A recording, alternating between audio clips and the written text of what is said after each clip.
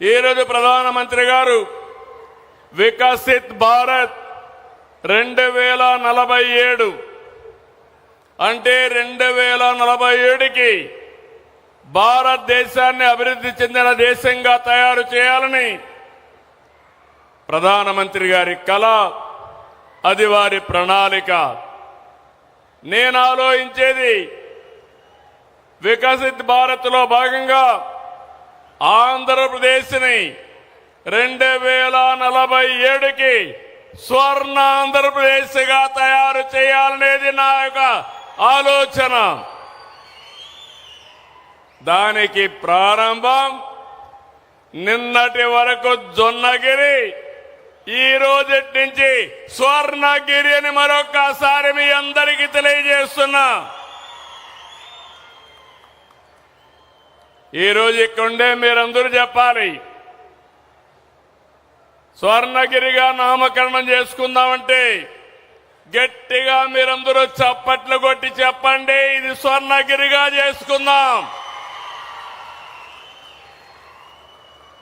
నేను ఇప్పుడే అడిగాను, నేనేదో చెప్పేసి వెళ్ళిపోవడం కాదు.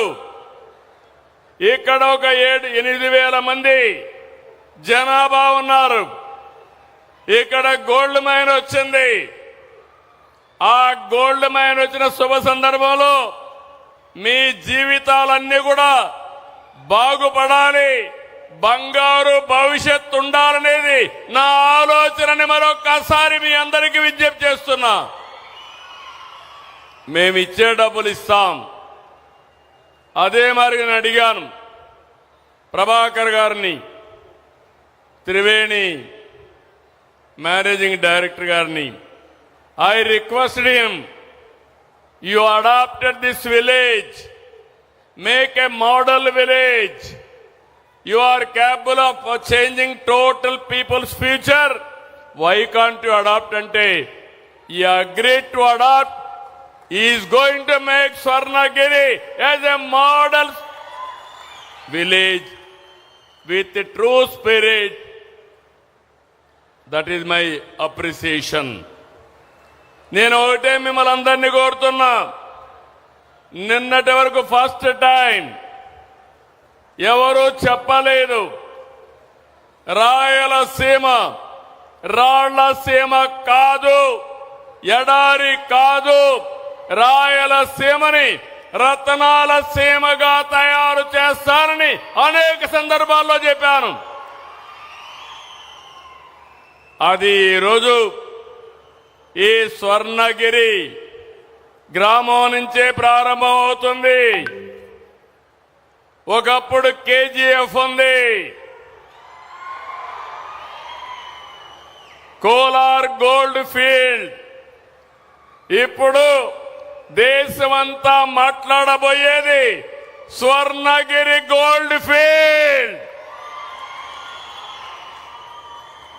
దేశంలో బంగారు ఎక్కడ ఉత్పత్తి అవుతుందంటే మన స్వర్ణగిరి నుంచే. అదే విషయం మనందరం గుర్తుపెట్టుకోవాలి.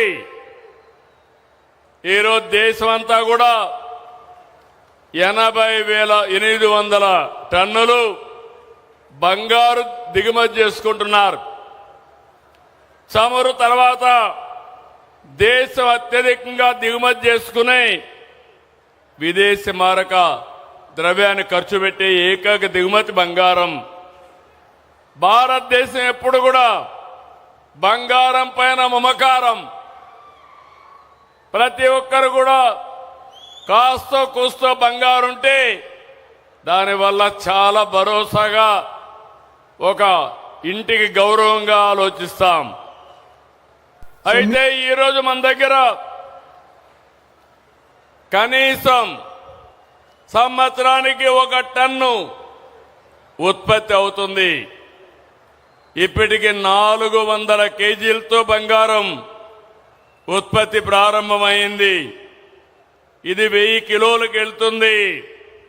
ఇప్పుడే నేను మాట్లాడాను, ఇక్కడ మనం ప్రారంభించిన 2వ యూనిట్తో కలిపి 50 మెట్రిక్ టన్నులు బంగారాన్ని మన ప్రాంతం నుంచే ఉత్పత్తి చేయబోతున్నాం.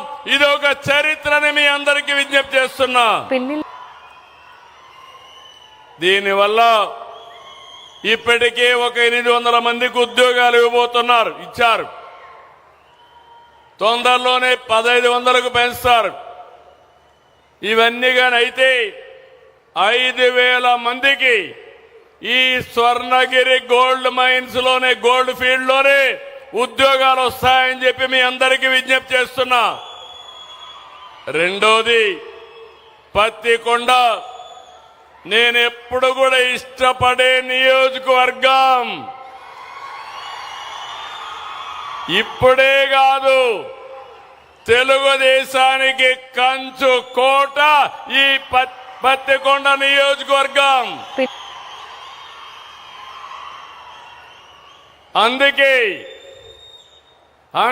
నీవా ద్వారా నీళ్లు వెళ్తా ఉంటే ఆ రోజు డిప్యూటీ సీఎం కేఈ కృష్ణమూర్తి గారు అడిగితే అన్ని చెరువులకు నీళ్లు ఇచ్చిన ఘనత తెలుగుదేశం ప్రభుత్వానిది. ఈరోజు ఈ ప్రాజెక్టు నేను పోలవరానికి వెళ్ళినప్పుడు ప్రభాకర్ గారు కలిశారు. నన్ను అడిగారు, సార్ నేను ఈ ప్రాజెక్టు చేయించా అంటే నేను ఒకే మాట చెప్పాను, ఆంధ్రప్రదేశ్లో బంగారం ఉంది, నువ్వు ఆ గోల్డ్ మైన్లో భాగస్వామి చేయండి, నేను పూర్తిగా సహకరిస్తానని మాట ఇచ్చాను. ఈరోజు వారు ముందుకొచ్చారు. దీన్ని ముందుకు తీసుకుపోయే పరిస్థితికి వచ్చారు.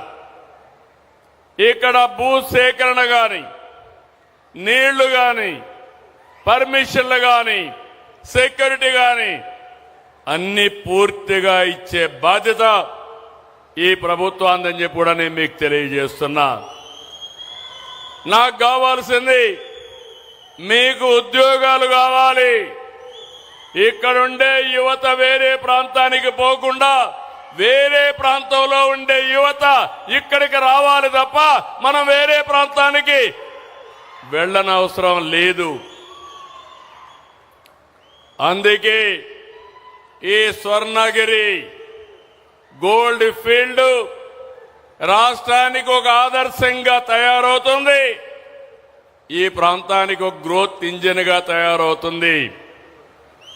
జస్ట్ నౌ ఇప్పుడే వారిని ఒకటి రిక్వెస్ట్ చేశాను, గోల్డ్ ఇక్కడ తయారు చేస్తున్నారు, ఇక్కడి నుంచి ఎక్కడనో తీసుకుపోయి మీరు వస్తువులు తయారు చేయబోతున్నారు. ఆర్నమెంట్స్ అన్ని, జ్యువెలరీ అంతా కూడా ఇక్కడే స్వర్ణగిరిలోనే ఒక బ్రహ్మాండమైన జ్యువెలరీ పార్కు పెట్టి ఇక్కడనే మ్యానుఫ్యాక్చరింగ్ చేయమని ఇప్పుడే అడిగాను. ఈ రోజు రేపు మాట్లాడతాను.